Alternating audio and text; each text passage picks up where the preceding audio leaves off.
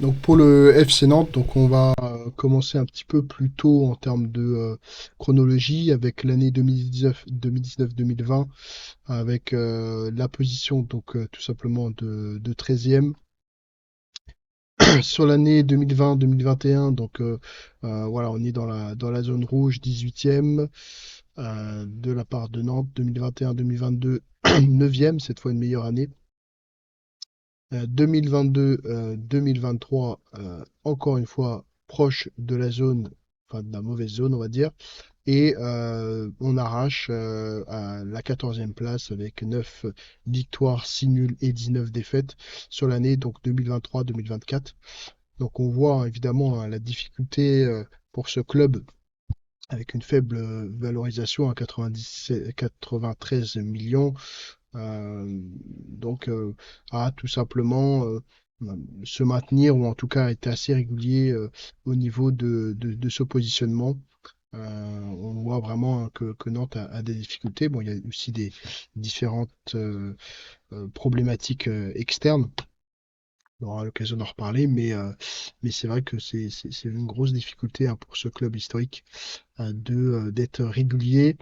Au niveau, donc la taille de l'effectif, on a un effectif moyen, un âge moyen, donc 26,6 qui est entre guillemets assez âgé, et une situation comptable qui est plutôt bonne, mais qui est due tout simplement à plusieurs gros départs, Blas, Merlin, Delors, et quelques arrivées, voilà, pas très chères, on va dire, mais qui compensent pas en fait les départs importants.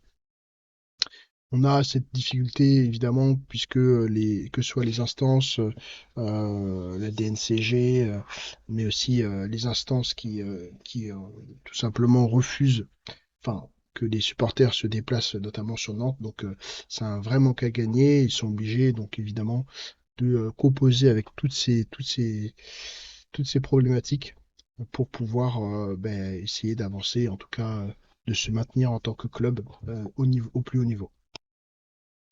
Au niveau donc du classement, donc on a une tendance baissière qui oscille entre la 16e place et la 7e place à la huitième journée. D'ailleurs, ils avaient fait, alors je sais plus si c'était ça, mais plutôt une bonne saison pendant un moment, enfin pendant une petite partie de saison. Et donc ça ressemble un petit peu d'ailleurs au parcours du RC Strasbourg-Alsace, et dans l'autre sens, d'une certaine façon, sur cette partie-là entre la 5e et la 15e journée. Mais voilà, on se retrouve vraiment sur une tendance baissière et espérons évidemment que bon, l'année prochaine, ils auront la capacité de faire mieux. Donc on a évidemment enfin, sur l'ensemble des dimensions du club de FC Nantes, ben, euh, bon, en dessous enfin, sur tous les points en dessous de la moyenne de l'ensemble des clubs. Notamment, bon, il y a l'entraîneur et le classement qui sont les plus fortes possibilités, on va dire, pour Nantes. Une émotion qui est, on pourrait calculer, enfin, en tout cas, cette émotion un peu plus haute. Bon, elle l'était probablement puisqu'il jouait. Il jouait le maintien, donc l'émotion est un petit peu plus haute, mais globalement, on se retrouve avec une équipe moyenne, une dynamique moyenne, un classement qui est pas à la hauteur, en tout cas, de ce qu'ils souhaitent comme objectif.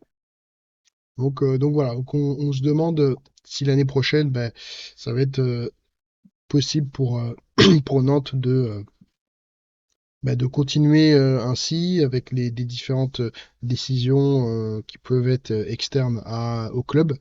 On voit que vraiment c'est un club qui a du mal à se maintenir au plus haut niveau et donc on espère évidemment que des choses vont être faites pour pouvoir ben, retrouver on va dire un niveau voilà, plus correct pour ce club.